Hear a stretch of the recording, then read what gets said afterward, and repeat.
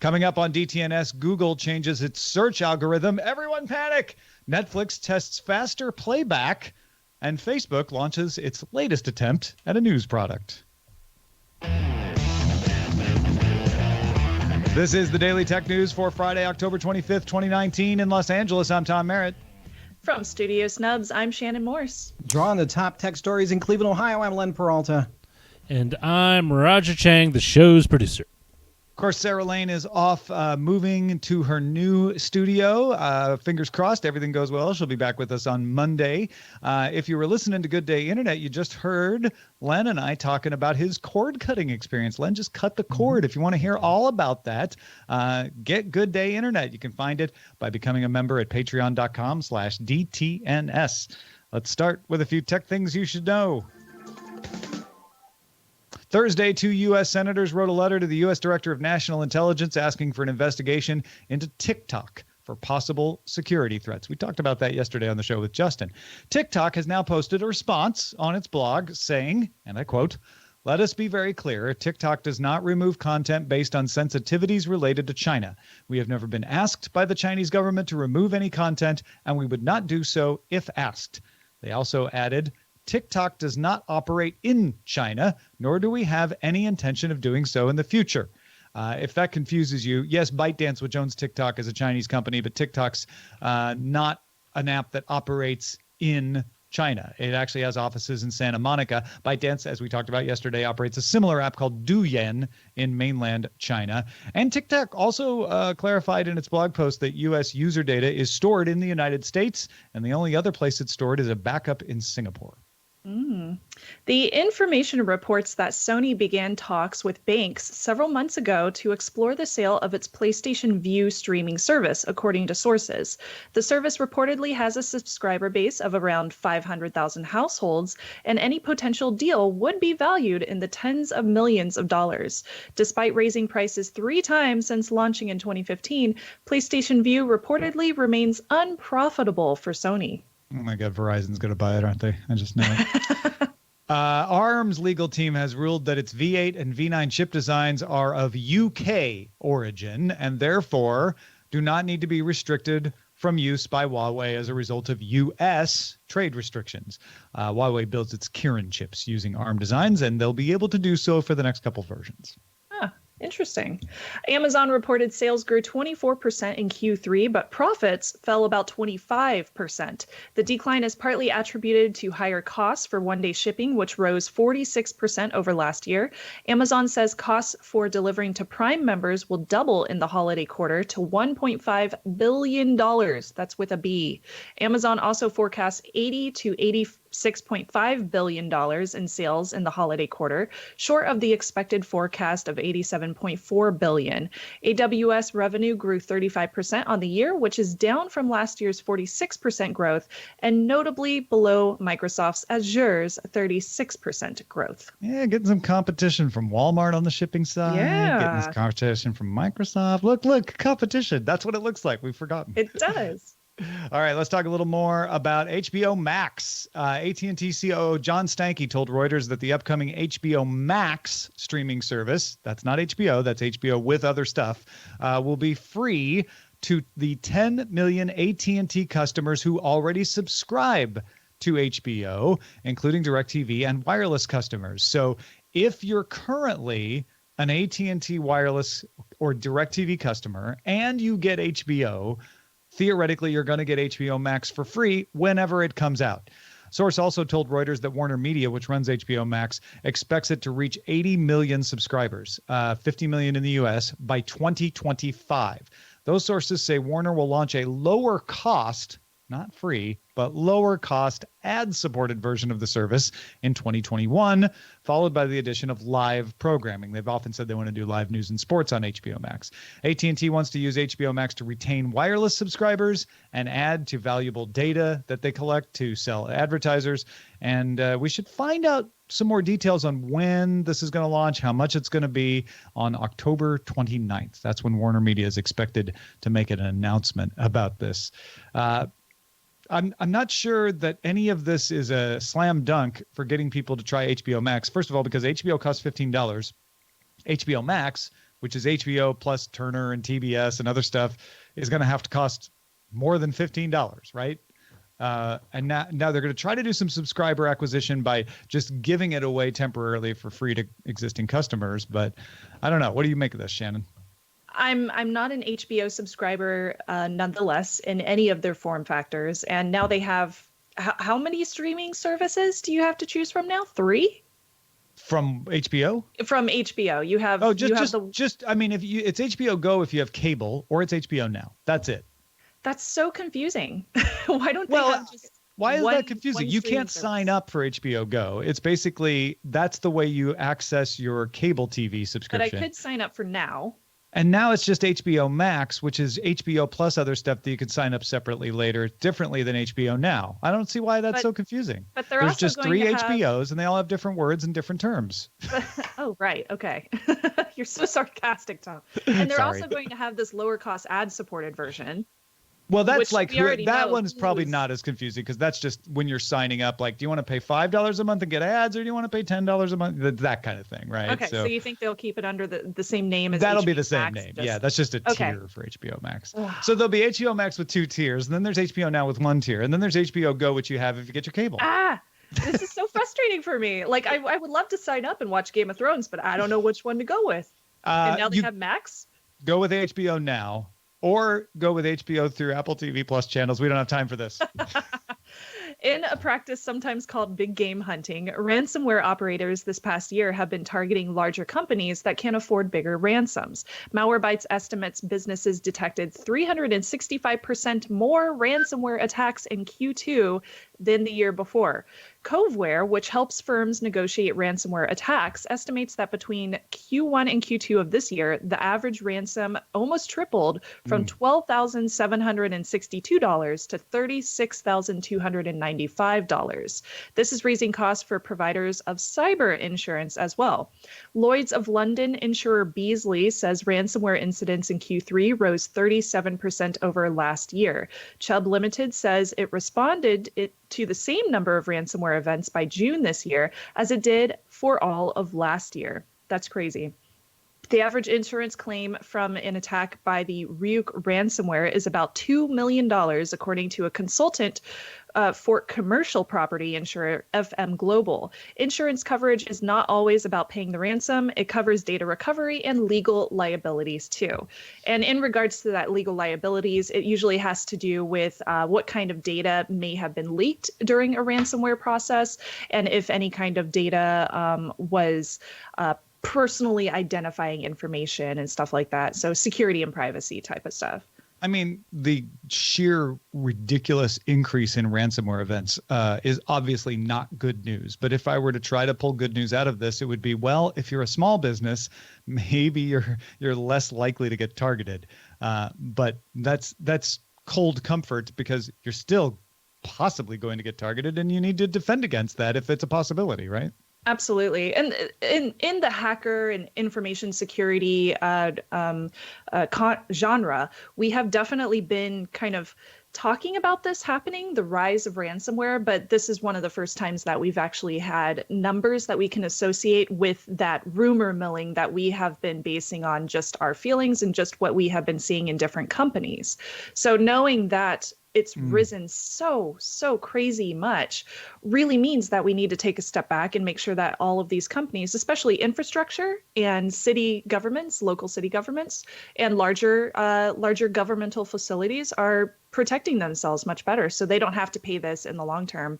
The problem with ransomware, of course, is when hackers see that they're making so much money off of these, they are going to attack much larger companies in the process. And we are starting to see that, especially with this rise in numbers from 12,000 to 36,000. That's a huge gain for hackers.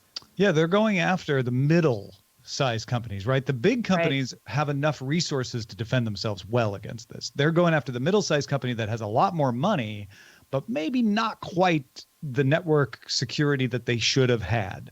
Exactly. And like you say, a lot of times that can be government institutions and things like that. So this could put a lot of pressure on cyber insurance, because Sometimes just, companies make the decision to pay out, and unless the insurance company can claim it was an act of war, like an act of a nation state, then they have to pay out. And if whenever you see something outpace the index of its expectation, that's bad for insurance. Any actuary shudders at that idea. Yep. AT&T, T-Mobile, Verizon, and Sprint announced the Cross-Carrier Messaging Initiative, CCMI. It's a joint venture with plans to bring Rich Communication Service, RCS messaging, to U.S. Android customers by next year. If you're like, well, wait a minute, doesn't Google Messages do that? And wasn't the problem that they couldn't get carriers to support it? You're probably asking questions that Google was asking today when they found out about this. The CCMI plans to create a single, seamless, interoperable RCS experience across carriers both in the U.S. and globally. And The Verge reports that CCMI will offer its own app compatible with the universal profile. So it should be compatible with Google Messages, but separate from Google Messages, but supporting RCS. The app seems targeted at businesses, though, with one of the advantages listed by Verizon as driving a robust business-to-consumer messaging ecosystem and providing consumers with the ability to chat with their favorite brands. So this may be less about competing with Google Messages that we all just use on our phones and more about setting up a way for businesses to reach consumers, which also competes with Google Enterprise. Don't get me wrong, but it's targeting a different part of that. I can definitely imagine like Google developers that were working on RCS and like Google Chat for so long are just running around their desks like crazy right now, trying to figure out what the heck is going on. Unfortunately, this doesn't affect me very much, even though I'm looking forward to RCS because I use Signal for their end-to-end encryption, which I don't believe we have seen any information pertaining to CCMI saying that they will include end-to-end encryption for their RCS platform. Hopefully no, they do. were actually super cagey about talking about encryption, just saying, well, Yeah. we're going to be private. I'm like, well, encryption is the way you make something private. Yes, exactly. So. It would be nice. Why would you just say users. the words encryption, Mr.? Yeah. It would be nice for Android users if we actually got some kind of proof that this would not only allow for encryption in security, but also be cross-platform with Google as well. Yeah. It sounds like it's going to be wonderful for all of the different operators and carriers, but are they leaving Google out in the cold by doing this? And are users going to care? Or are they just going to use WhatsApp? And they Signal. might just still yeah, exactly. They might do that, especially with Facebook merging all of those. It's definitely a possibility. I mean, the businesses might want to use the system, but the app, you need consumers to use an app. So I don't know. We'll see. We'll see. Android Police notes that some Netflix users on Android have seen an option on the video playback menu to adjust the speed of video to 0.5, 0.75, so slower, or 1.25 and 1.5 times. So that would be faster. So do we want this? I could definitely see some situations where and this may be particular to doing like Current Geek and Cord Killers, two of the other podcasts that I do where I watch things specifically for them. But maybe I just want to, I don't have a lot of time and I'm like, let me just get through a couple of these episodes quickly. I'll do 1.25. I could see that. You can do it in a way that keeps the motion smooth, keeps the voices sounding normal, right? I could imagine cases for me where I would do that. I couldn't imagine any cases where I'd want to slow something down until I was reading one of these articles. I think it might have been The Verge or Engadget, where they said language learning might be useful. Brilliant. Right? So if I'm watching Arthdal Chronicles and I'm trying to understand the Korean, I just slow it down so they're talking a little slower.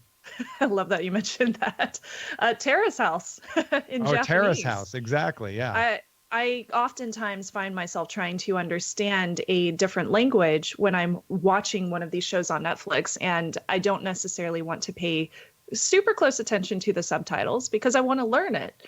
And having the ability to slow down the language would definitely help, because then you can actually understand the dialect a lot better. And you can hear the pronunciation of all the different consonants and vowels. Right. Oh, that would be so useful. I would like that. Vicky has like a language learning mode if you watch some of the shows on the Viki app. And this isn't tantamount to that, but that would be another cool feature for Netflix to have. But I don't know. Let us know if you're like, oh yes, I absolutely want to speed my video up or slow my video down, and send us your use cases. If you think this is stupid and I don't want it, you probably don't need to tell us that. We assume there's lots of people who think that.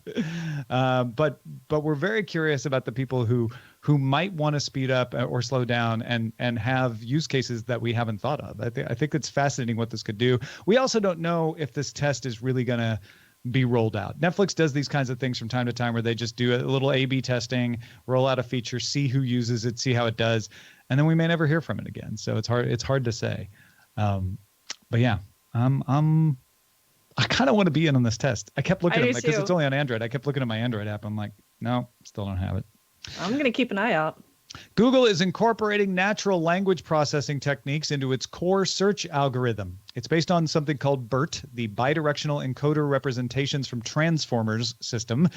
A technique that Google is using improves how the algorithm understands the way words in a sentence relate to each other. So right now, if you type a sentence into Google, it just looks at it as a bunch of words. And it tries to figure out which of those words are important, and then it creates a search based on those words that are in the sentence. But it doesn't understand the sentence. It doesn't understand how the words relate to each other. So BERT is trained by having 15% of the words removed from a set of English sentences, a big corpus of work. And then the algorithm is asked to figure out what the missing words are. And that's how it learns. It's machine learning to learn how to figure out how words relate to each other. Google gave a couple of examples of how this would work. So if you typed in, can you get medicine for someone pharmacy, right? Which isn't even a complete sentence. The current Google would look at that and go, medicine, pharmacy, here's a bunch of pharmacies in your area. But the BERT-powered algorithm would understand that you want medicine for someone. You want to pick up medicine for someone else, and it would tailor its results to that. Or the phrase parking on a hill with no curb. Instead of just giving you places where you can park on a hill, it understands that no is a very important word. No is often just thrown out of search requests because it's so common, right? But here it knows like, oh, no curb. That is important. And so it'll look for places where you can park on a hill with no curb. I don't know why you'd want to do that. That's dangerous. Or maybe you're trying to avoid them. Anyway, Google applied the processes to the search product over 10 months and believes it may change results for as many as 1 in 10 queries, about 10%. And as with all changes to search, it was run through testing, including human evaluation and A/B testing, and it's been slowly rolling out for the past couple of days. I am really excited about this because I often find myself going to Google search if I'm not using DuckDuckGo, if we're being honest, and typing in a very garbled sentence because I'm going to assume that the algorithm is going to just forget about some of my words. Yeah. And just trying to make it as robotic as possible so that I get the correct search terminology. And oftentimes it just does not work out that way because it takes out the wrong words or it just does not understand what I'm actually looking for, especially if I don't know the correct terminology for something that I'm trying to find information on. So this is great. I'm really excited about it. This is kind of the way that I do search oftentimes. So I think I'll be able to use it fairly quickly and get much better searches out of it as well. Yeah, I've definitely run into those situations where I use that bang G command to DuckDuckGo and I end up on Google and suddenly I'm like, well, wait a minute. You're just giving me, I could have just typed in 2 words and got the same search. You don't understand what I'm looking for. And so, yeah, I'm hoping that this will improve that. I'm also eagerly anticipating the story coming in the next 24 hours about the website that claims it has been totally removed from the internet by this algorithm change, because that comes like clockwork anytime Google has an algorithm change. Google says they don't think this should affect search ranking for most sites, but there's so many sites and so many searches. It's going to affect somebody. So keep an eye out. Hey, folks, if you want to get all the tech headlines each day in about 5 minutes, be sure to subscribe to dailytechheadlines.com. All right, folks, let's get to that big Facebook news. That Facebook is rolling out another news product in a limited test. A few 100,000 people will get it. Again, not everybody. It's like everything we're talking about today for some reason.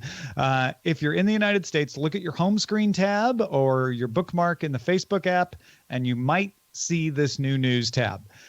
It will be targeted at users in New York, Los Angeles, Chicago, Dallas, Fort Worth, Philadelphia, District of Columbia, Miami, Houston, Atlanta, and Boston. If you're outside of those areas, you're less likely to get it because they're working a lot with local news providers in those areas. News articles will continue to appear in your news feed. They're not removing news. There'd been some talk about that from time to time. That's not happening. You'll still see people sharing all the same news stuff in their news feed as well. And the news feed will remain your default. You'll have to go over to the news tab. But when you do, the news tab will have algorithmically generated content alongside human curated content. So the Today's Stories section will be selected by journalists as a way to give you a broad overview of what those journalists think are the most important stories of the day. And then there will be other stories on that page suggested based on your interest and activity, trying to balance out the bubble, right? You can hide articles, you can hide topics, you can even hide publishers that you don't want to see. You can link your news subscriptions in some cases to Facebook. So if you have like a Wall Street Journal subscription, you could be able to read those articles within Facebook. It'll be broken down to a few sections: business, entertainment, health, science, science and technology, and sports. And the news page will organize sources into 4 categories: general sources, topical sources, diverse sources, and local news. Local news being a big push for this. If you're a publisher, to be included, you must be part of Facebook's news page index, which anybody can apply to be for. You just change your group setting to news page, and then you have to agree to abide by Facebook's publisher guidelines and not violate those. Facebook is paying a subset of publishers who they say can provide a steady volume of fact-based and original content. That seems to include BuzzFeed, maybe the Washington Post by some accounts, but not Reuters and AP, who have come out and said, we are not being paid to be included here. So Facebook's trying to make it sound like that's a temporary measure to just kind of get this thing up and running. But certainly amongst journalists, that's a very popular bone of contention. Amongst those of us who just want to read the news, Shannon, what do you think of this? Well, it's interesting to me that they are choosing to put this on a completely separate tab instead of kind of forcing it into your news feed alongside what you're currently seeing from friends and family. I feel like it would be much more useful for the general populace if they included it just in the news feed so that you would actually get factual content kind of forced upon you all the time based on, of course, your interests and where you are located. But now you're going to have to be forced to actually click a button up at the top. And who's going to do that? I really wish that they included it kind of like just stuck everything on the news feed as opposed to separating it out like this, because I feel like people aren't going to use it. Yeah, I mean, I get if you can get people to go to the news tab and they start reading the Today's Stories and look outside their bubble, they might start following news sources they wouldn't have otherwise. That's the theory. But you got to get them to that tab. And I also agree that just putting some other journalist curated stuff in my news feed is probably going to annoy people and reduce the effectiveness of the news feed. So maybe it would have to be separated. I don't think there's a really solid solution for that. Unless it's kind of teasing people with like from your news tab with some things in the news feed or something like that, right? Oh, I like that idea. And then they could click into it and see like more from this publisher or something. And like I don't know that That'd Facebook isn't doing something like that. But well, they should watch Daily Tech News Show and get some ideas. I do think that this isn't a bad thing. It's hilariously, I don't know, what Yahoo News used to do for me in 2000, right? Which was, here are, the Yahoo selected news of the day, and then you can add your own modules before. So this is a more sophisticated version of that, right? Yes, absolutely. Do you think that this is going to help curate better content for the people that are looking for it? Or do you think that this is still going to create lots of clickbait and issues that people are still going to see? It sounds like it's going to be good because they are going to be vetting these publishers, right. But aren't they already supposed to kind of do that through their moderating on the newsfeed?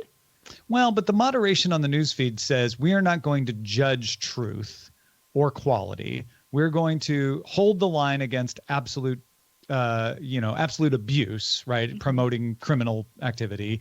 And we're going to try to help people understand what's true and what isn't on their own. But we don't want to, in Zuckerberg's big speech, he's like, we don't think we should be the arbiters of what people see or don't.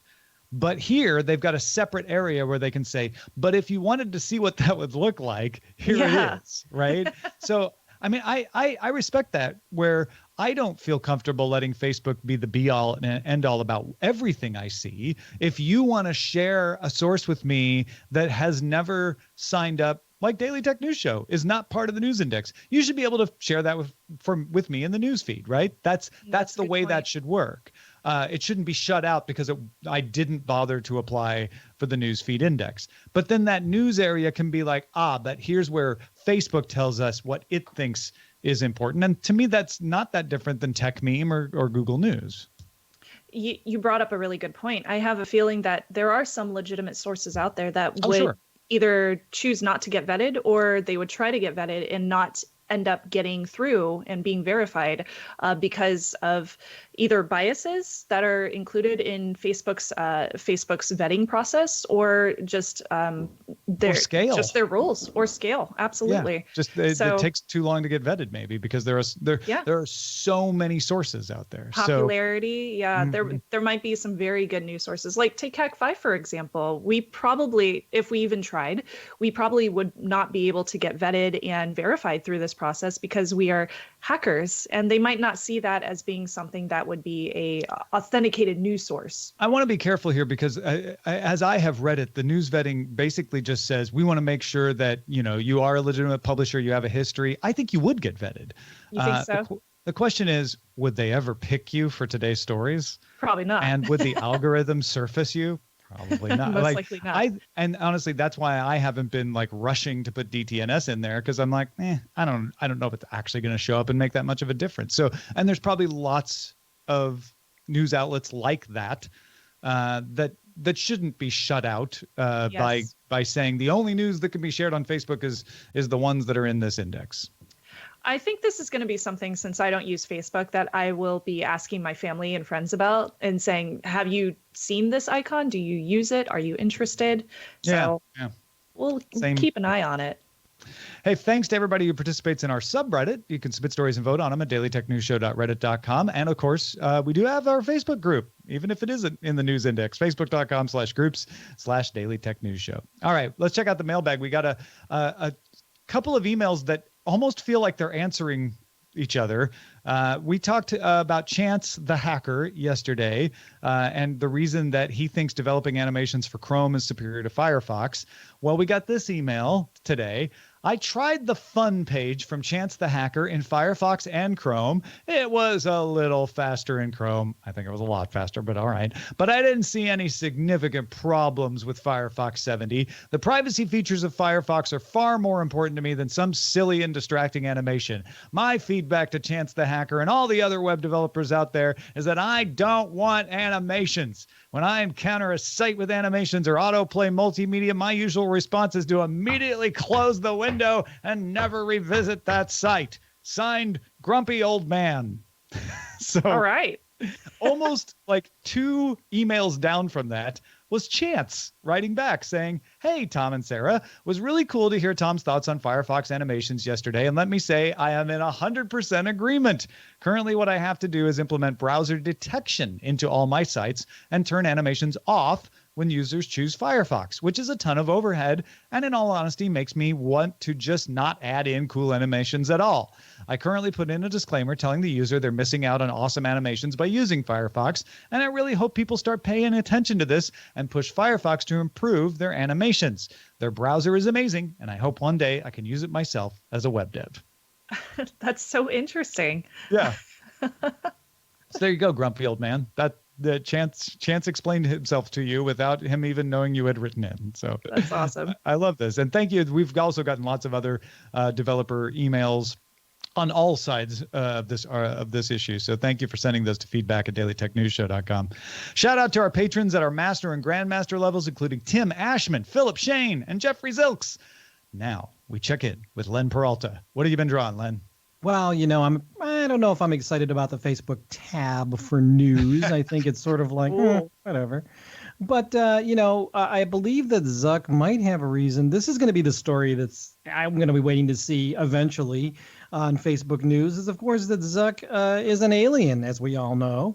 And I think it's everything from the black beady eyes to the eyes coming out of his back. I think that is the main story that should be led on every single one of these news items.